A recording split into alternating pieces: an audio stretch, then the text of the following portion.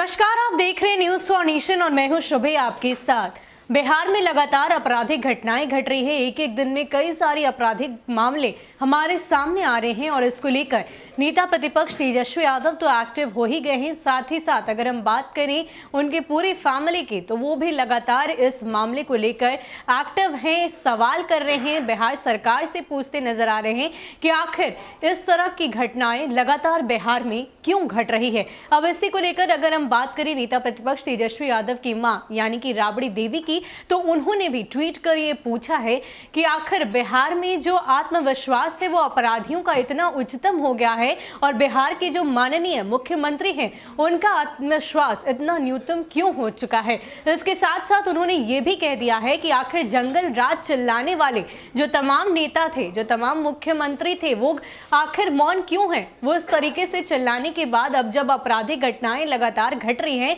तो इन मामलों पर अपनी जवाबदेही क्यों नहीं देते। इसके साथ साथ राबड़ी देवी ने और क्या कुछ लिखा है, सबसे पहले वो देखिए। राबड़ी देवी ने लिखा है कि बिहार में अपराधियों का आत्मविश्वास सबसे उच्चतम स्तर और मुख्यमंत्री का सबसे निम्नतम स्तर पर है। जंगल राज चिल्लाने वाले कहां हैं। तो आपको बता दें कि लगातार बिहार में आपराधिक मामले बढ़ते ही जा रहे हैं। एक एक दिन में कई सारी आपराधिक घटनाएं हो रही है।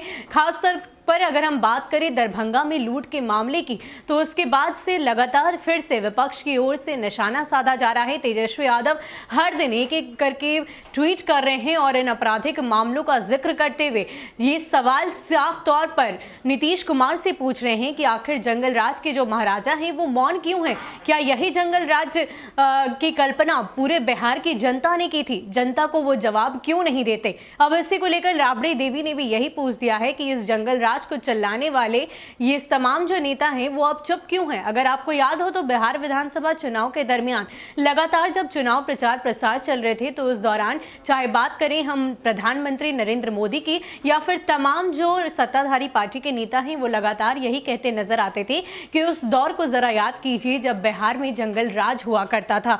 अब इसी को लेकर तेजस्वी यादव और साथ ही साथ विपक्ष के तमाम जो नेता हैं वो यही कह रहे हैं कि आखिर इस महाजंगल राज की बात अब कौन करेगा। इस महाजंगल राज के महाराजा आखिर चुप क्यों हैं। इन सभी आपराधिक घटनाओं पर जवाब कौन देगा। क्या इसी बिहार की कल्पना बिहार की जनता ने की थी। क्या यही सुशासन है। तो इन तमाम सवालों के साथ विपक्ष ने अब नीतीश कुमार को सवालों के कटघरे में खड़ा कर दिया है और तमाम तरीके से उनसे पूछा जा रहा है कि आखिर इन आपराधिक मामलों पर कौन संगीन लेगा। कोई इसका जवाब क्यों नहीं देता। अब देखना यह है कि इस पर नीतीश कुमार क्या कुछ एक्शन लेते हैं, क्या उनकी तरफ से बयान आते हैं। फिलहाल के लिए इतना ही। ऐसे ही अपडेट्स के लिए आप हमारे साथ बने रहिए और देखते रहिए न्यूज़ फॉर नेशन। नमस्कार।